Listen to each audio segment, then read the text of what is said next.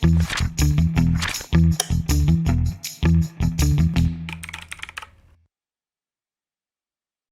really delighted because I have just started a conversation with Damola from Nigeria, and a very successful, very accomplished person.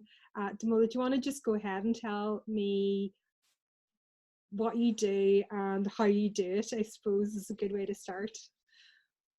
Okay, well, fantastic conversation first. Very glad to finally catch up with you. Well, it is quite simple. I lead a team at All for Development, founded it about in 2009. We work with various individuals and organizations on several themes of global education, leadership, and conscious technology and development. We believe that it's very possible for us to build a future that really works for all through a very deep level of partnership. So that's on one end. So I support the team at All for Development to drive some of these initiatives that we're working on. I'm so lucky to have had an amazing team that's working here in Nigeria. Beyond that, I am on the founding team of a human flourishing company called Joy Inc. Joy Inc. gives individuals and organizations also tools to build a safe space or safe spaces within the workplace, within business, and within culture. So we do a mix of through using media tools, through trainings and consulting, work with various partners to ensure that people are happier in the workspaces. People are happier at home, they're happier at work. We give them the tools, do-it-yourself tools that they require to make that work. Beyond those two things, I also play around. Yeah. I also play around with a bit of adventure. I think that the future of humanity is quite very bright. I'm so optimistic about the future. Yeah. And because of that, it makes me play around certain themes. So, for instance, the themes of how do we ensure that technology is humane and contributes well to people's well-being? How do you ensure that the quality of human decision making in the next 20 or 30 years still comes from the core of our being? In this age where there is surveillance and surveillance, how do you ensure that people still find time to really be able to reflect, and live wholehearted, centered lifestyles? Then how do you make sure that we have that community that supports other people who wants to create moonshots? So those are the other things. Yeah. So that theme of humanity, that theme of giving people the space to be their true selves, to feel belonged in society, and as part of society, you're part of the decision-making process. You feel represented, you feel your voice is heard. So I suppose I've got really two big questions for that. So take me back to why this is important in Nigeria and why today, and then how did you even start going about figuring out how to solve this problem? Okay, why is this important? It's important because people will always be people. As much as, and which is a simple thing to say, but it's also a conscious reminder we always need. There's always this temptation to chase what's the next thing, what are the things that are going to change in the world. But when we look at things and say, what are the things that will not change? It helps us take a step back and really reflect on how do we contribute to the world we want to build. So why is this important? Some certain things will not change. People would always be people, would always interact with people in the next 1,500 years. People will always want to make quality decisions, would always want to be loved, would always want to be happy, would always want to build flourishing communities and flourishing systems. So that's the foundation of things. And why is So this important in Nigeria today? Like, so, you know, how is your society approaching these problems, and are they doing something that needs your organization to help them, Joy Inc. and all those, you know, is that really where you're trying to fit in? Why is this important? Well, so Nigeria has, on one perspective, there's this raving, and I don't want to go into the statistics, but there's this raving high increase in the level of depression, anxiety, and we can find it everywhere else. You see the number of teenagers that have, well, yeah, that have anxiety and depression increasing by the year by year. You see the same thing affecting productivity in the workplace. You just see it across all strata of society. So we have that raving epidemic. You have a mental health crisis. Yes, so we have a mental health crisis. Yeah. In Nigeria and other parts of the world. So that's one of the basic reasons why Joy Inc. is coming in to say, how do we solve this? How do we solve these practices in a way that we're not just cherry picking the problem. We're not just turning things around on the top of it. We're going into the deepest parts of what makes society function. How do we take the research or what we've learned about how to build flourishing systems, flourishing communities, and now infuse all of those things into the culture in a way that you do not bore people with academic research and findings, either findings from the Harvard Grad Survey or all of those findings from Scandinavian countries. How do we find all of those and just infuse them into the culture in a way that people can understand, they can take it in, and they can use it in their daily processes? So that's one of the things we're doing with that. So it's almost like a reconnection of the people back to their core of their humanity, to get rid of all the negative information that's going into their brain, just from whatever, to sort of redefine the stories that we tell ourselves.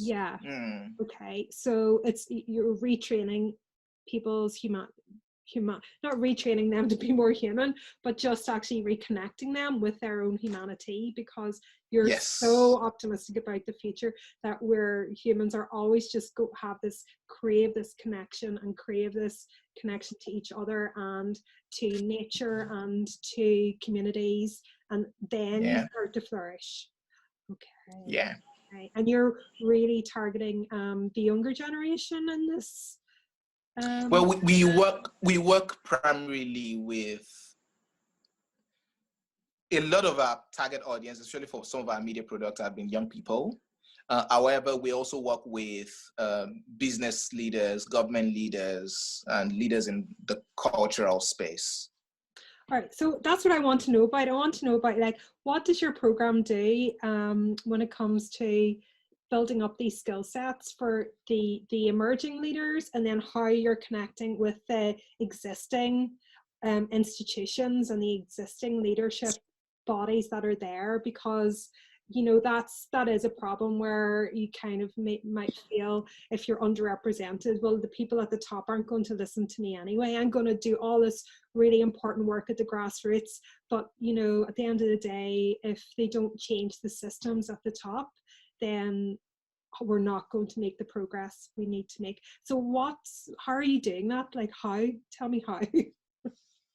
How do we first, I think for us,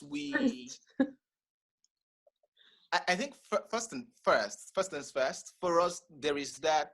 I think the most important thing for us was that realization, making it easier for people to understand that we have this crisis.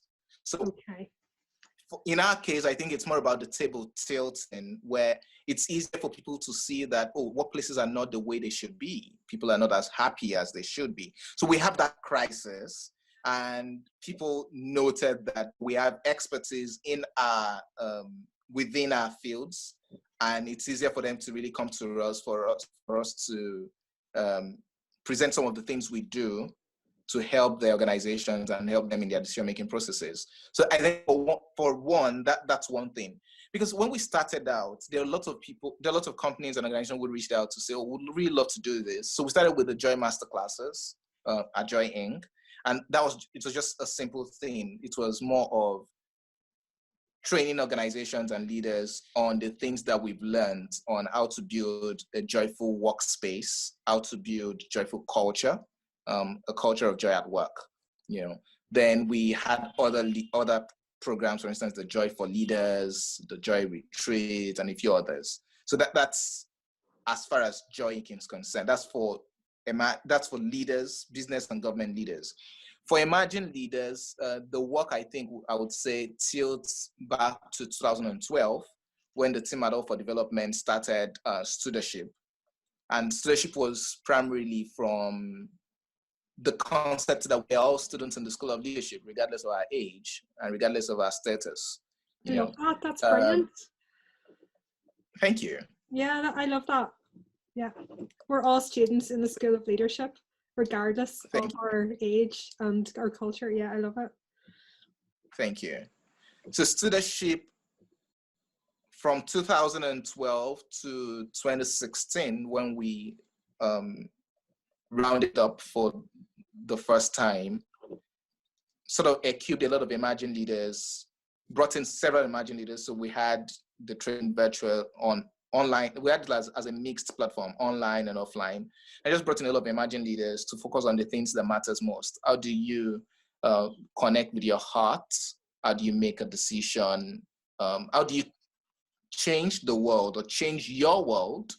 Because we've gotten to a point where it's almost like a facade to say, I want to change the world. So how do you change your world? That's your own community, shed your own light, connecting from your heart, from your thoughts, and how do you just make that whole connection? Then how do you build a community of other people that can also support you? So those were the things we focused on with Studeship. I ran it for 5 years, within 2012, 2016.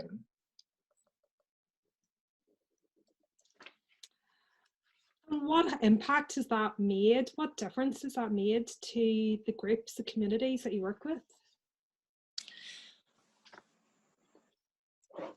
I don't know. Sometimes I have two choices when I want to quantify impact. There are times I look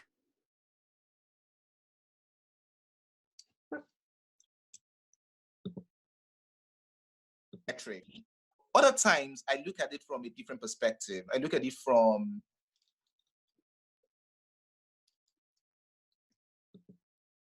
the perspective of what over time. So for instance, several of our Studeship fellows, one of the criteria for Studeship was that you're going to do an impact community project. And several of our fellows had created businesses, they've created companies, they've started courses, like social courses. They've selected a social course in their environment and worked on it. And others are actually still doing that till now. So for instance, I have several of them who started a course or saw a problem in their communities then in 2012. And I started working on them. And right now, either they're working on policy in the United Nations or they've built some level of businesses that are solving those problems.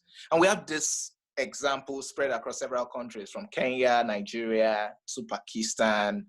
And it's a beauty to watch, because as I was telling my colleague a few days ago, we didn't do anything beyond giving them a space for them to be able to reflect on what impact they want to have in the world and supporting them with a community of right-minded people that can serve as a community of support. That was it. We just gave a space for reflection, gave them a community of mentors, a community of people that can support the work they do.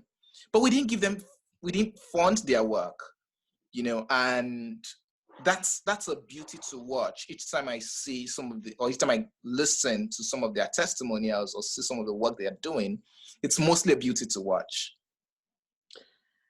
Right, so I just want to pick up on a couple of things. I'm totally inspired right now because I just love again, that idea of just giving people space to reflect and reconnect back to their why. And, you know, it's a journey. You know, maybe your why when they're in their 20s will change in their 30s and 40s, but you're giving them those tools to just always go back to that safe place and actually think, okay, now that I've achieved this, what do I want to achieve next? And then they can, you know, they can just keep building on those layers of why and impact.